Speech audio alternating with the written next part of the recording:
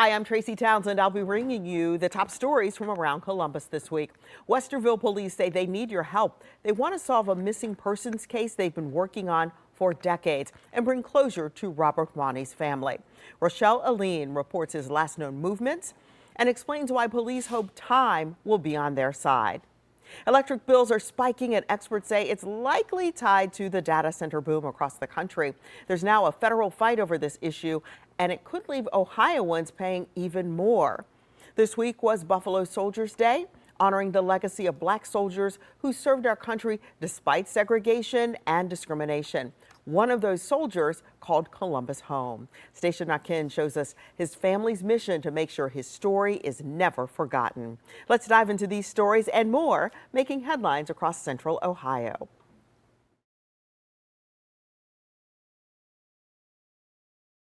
Joe, you gotta go! You could hear the fire alarm sounding as a security guard at Harry and David's called 911. We have smoke in our warehouse. We have a fire alarm going off for the freezers. I'm not sure exactly where it's coming from, but we're filled with smoke. Trying to explain where the smoke was coming from. Just smoke. I can smell something burning, but I couldn't walk back far enough to see anything because it's so smoky. From Drone 10, you can see dozens of fire apparatus from nearly every department in Licking County, and then some. There's 4 levels. There's a mezzanine area where they have storage and conveyors. It was very tough to get to the fire. And it was very hot because you have all that metal there. So it was very hot. So that's why we had to upgrade that to the 3-alarm. West Licking Fire Department's Fire Marshal Brandon Scott says all employees got out and no firefighters were injured. He says he inspected the building a year ago to make sure all the fire alarm and sprinkler systems were working. He's investigating what started the fire and added there is video of it starting. We had some electrical event. Now, was that a machinery? Was that, electrical line? We don't know for sure. That's what we are investigating right now because a lot of those components were in the area. I will say that there was nobody in the area when it started. So we don't suspect any, foul play or anything like that.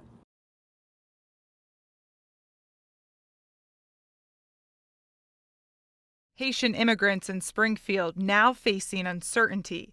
The temporary protected status program, which allows people from certain countries facing unsafe conditions to legally live and work in the United States, has ended. I think I am devastated from the way I see people are so concerned for their lives and the lives of their kids. Viles Dorsenville, the executive director of the Haitian Support Center in Springfield and a TPS holder himself, says the decision has left many Haitian families fearing for their future. Dorsenville says Haitians have made a positive impact on the Springfield community. We've been integrating the community pretty well. Haitians are hardworking people. As uncertainty builds, Ohio Governor Mike DeWine shared his thoughts on the program ending. What good does it do to ship them out of the United States? Does that do our country any good? And I think the answer is no. It does not do our country any good at all. He's been vocal against sending Haitian immigrants back to Haiti, which is still recovering from a 2010 earthquake that destabilized the region. Haiti is a horribly dangerous place. We tell our residents don't go to Haiti. You can't fly into the Port-au-Prince airport because you get shot at literally by gangs. The gangs run most of the country. It's a dysfunctional country. In a statement to 10 TV, a Department of Homeland Security spokesperson said in part, quote, temporary protected status is exactly that, temporary. For too long, TPS has been allowed to function as a de facto amnesty program, despite Congress never intending it to be permanent. What we would say now is it's closing time, which means you don't have to go home, but you can't stay here, end quote. The DHS also said it would not discuss future immigration enforcement operations. Marjorie Wentworth, a board member of the Haitian Support Center, tells us she's concerned what will happen next. I think what's difficult now is that we don't quite know how it's going to play out, right? I mean, everybody was pretty terrified about today. Lots of rumors about ICE. How's that going to manifest itself? We don't know.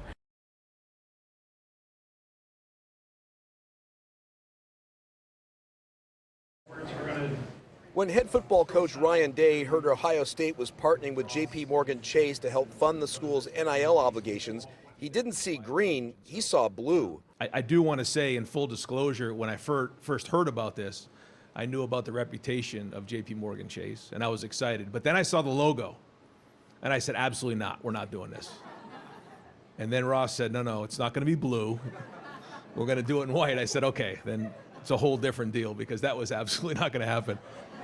Chase obliged and changed its logo colors to black and white. It really wasn't too hard. I think we landed in a great spot. Like I said, it's black and white. I asked athletic director Ross Bjork if he could confirm an ESPN report that the deal was worth $17 million. He declined. But you know what the number is. Why do you keep it so close to the vest? Well, look, we have a partner that has other investments that they need to protect. There's also trade secrets and things that we want to keep, on the innovative side that we want to do. The contract is with Chase and Learfield, Ohio State's marketing arm, which is why the university says it isn't obligated to provide the details. OSU says the partnership with Chase also will provide students tools to help manage their money. They need to be educated, they need to be protected. We need to talk to them about tax obligations, about, again, wealth management.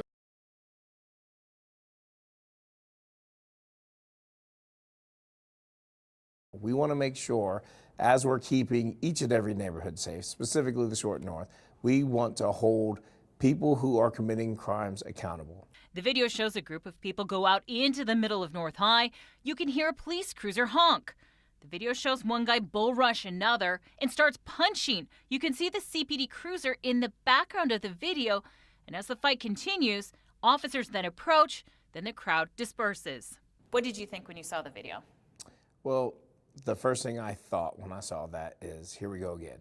And as hard as we are working as a division to keep the Short North safe, we have officers everywhere. We continue to see fights and things that we are breaking up. This isn't the first time this month 10 TV has told you about fights in the Short North. Just 2 weeks ago, we talked to this woman from Dayton who was beaten up. CPD continues to investigate that incident. It's completely unacceptable to have this type of behavior in the Short North. I went to an event to talk to Betsy Pandora, the executive director of the Short North Alliance, but she left the event, left a voicemail requesting an on-camera interview, and instead got a written statement saying in part, "We are aware of the video posted this weekend and showing an incident in the Short North. Throughout the summer, the Short North Alliance and the City of Columbus have focused on a coordinated safety strategy designed to ensure the appropriate resources are in place during the neighborhood's busiest times." We are there within seconds. We are there to break up fights. We are there to promote safety for everyone.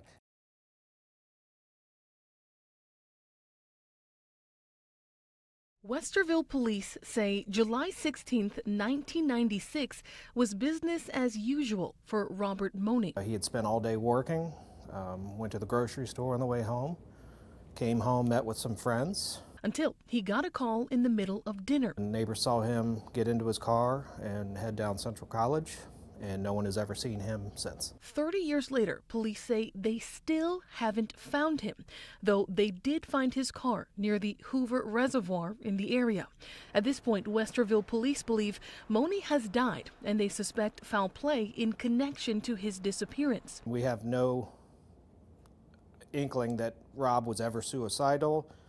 He was never seen, parking his car where it was located. And he wasn't just swallowed up by the earth one day. He was on a mission to meet with somebody, and after he met with that person, he was never seen from ever again. As of now, all leads in this case have run out. And to help close it, Westerville police are asking anyone who knows anything to speak up. And they're hoping that the age of this case will make potential tipsters more willing to come forward. Be it spiritual or just guilt automatically can just drive someone to come forward with even a little bit of information that they may think is, not consequential for it, but it may just be that missing piece that the police need for closure. And if you have any tips in connection to this case, you can call 614-901-6866. You can also email tipline@westerville.org. In Westerville, Rochelle Aline, 10 TV News.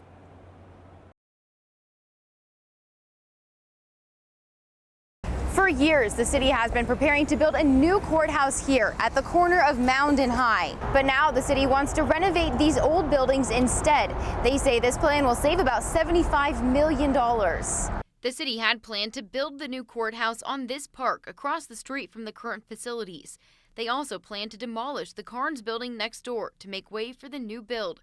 But now Mayor Ginther says that plan is too expensive. It's in desperate need of renovation, and we're committed to that. But the guts and roots foundation of the building are very strong. Back in 2018, the new construction was set to cost $200 million. But due to rising construction costs, now Mayor Ginther says a new building would be about $335 million. And he says he can save $75 million by sticking with renovations instead. That will allow us to pump and invest that information, those dollars into neighborhoods for things like fire stations, police substations, sidewalks, other capital infrastructure needs, public health centers, recreation centers, things for families to be able to use and benefit from. Is that kind of what changed, just the priorities of the city in the time between when this was originally planned for in 2018? And I think the costs. You know, and as important as the courthouse is and as committed as we are to a world-class renovation, they're working with the judges and the clerks and all the teams there. The rest of the city deserves to be invested in as well. The court sent a statement writing in part, the court has invested significant time, staff effort, and resources into this project over the past several years. The court is deeply disappointed in this decision, but will continue to work with the city on next steps, including the proposed renovation of 375 South High Street and the Carnes building. These renovations won't happen all at once, but the city says they plan to start reopening renovated parts of the building in 2034. Reporting in Columbus, Carla Rogner, 10 TV News.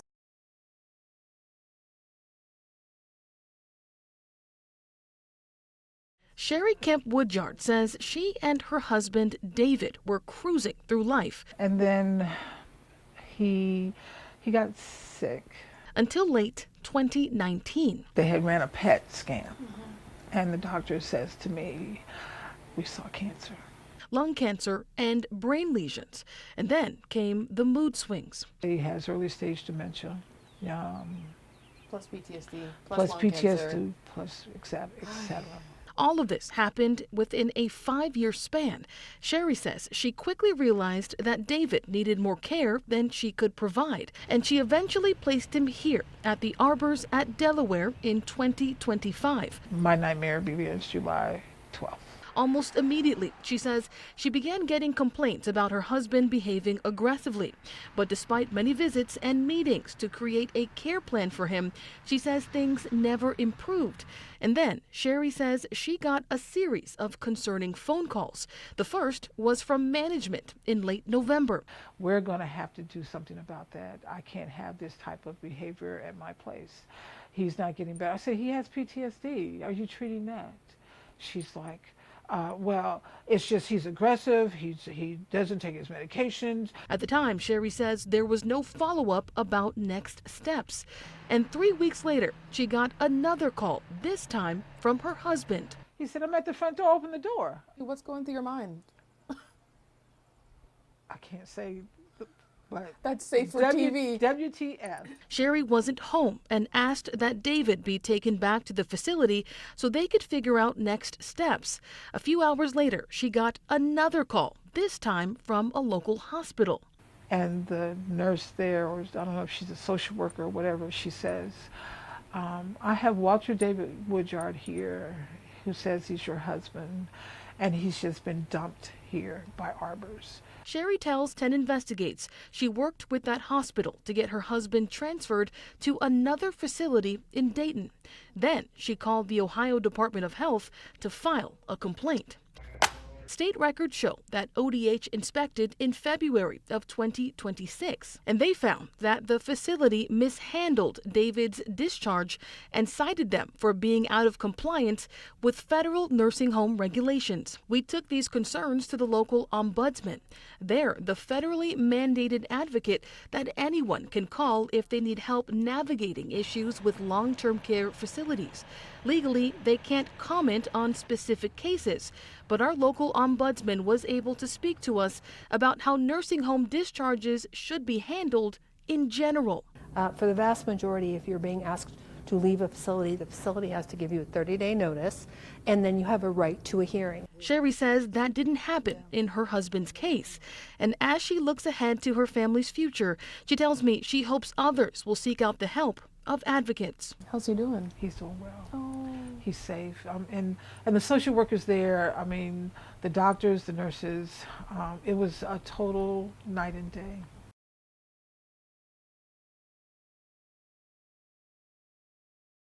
This week, leaders in Maryland filed a federal complaint against PJM Interconnection. That's the regional power grid operator that they share with Ohio, 11 other states, and Washington, D.C.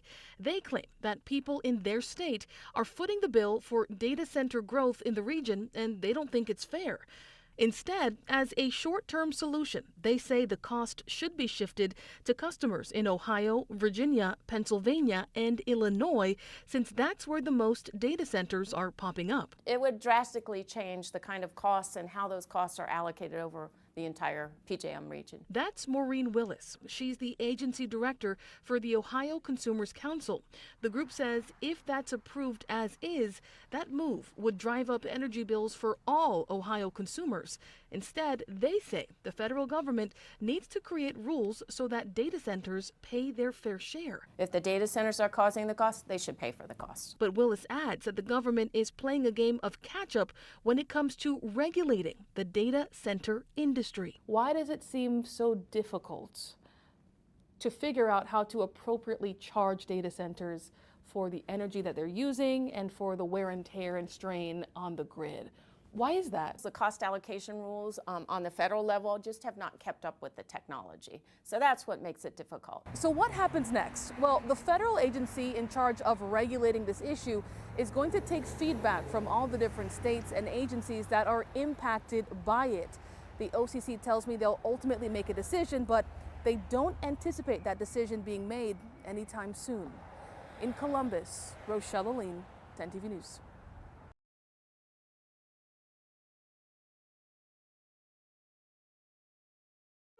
I went taking the sidewalks of Columbus to horseback in the cavalry. Now, you know how much I knew about horses.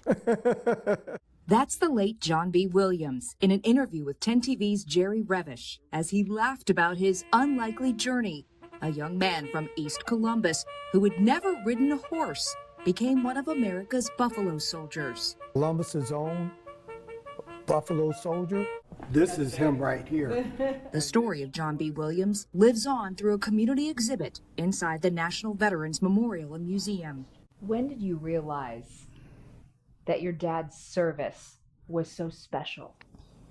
Well, he actually didn't think it was special at the beginning. Like many veterans of his generation, he didn't talk about his service.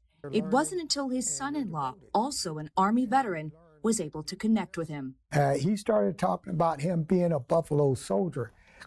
I was shocked. I'm saying, you're a buffalo soldier? Part of the elite all-black cavalry regiment, trailblazers of westward U.S. expansion, dating back to the Civil War, paving the way for future generations. His service opened the doors for me and others that were of color. But Williams' mission changed in World War II. His unit traded horses for heavy equipment, helping rebuild bridges destroyed by the Germans. Decades after the war, France awarded John B. Williams the French Legion of Honor, the highest distinction the country can award for military service. That was his treasure. That was his treasure. This is the medal. For his daughter, the medal represented something even greater, the recognition he never received when he first came home. Years later, that included an honor flight and a homecoming that finally celebrated his service. It was like he was coming home from the war and being recognized and appreciated for what he did, which he did not receive when he first came home. Today, his spurs, photographs, and family heirlooms help tell his story to a new generation. It's got everything. It's got the Buffalo Soldiers. His family hopes people leave with something more than history. Ordinary people doing extraordinary things. And that, to me, that's what military service is. Station again, 10 TV News. That's a wrap on this week's edition of Around Columbus, your look at stories shaping Central Ohio. Thanks for spending time with us. Stay safe, stay informed, and we'll see you next time. And don't forget, you can always get the latest updates on the go with the free 10 TV News app.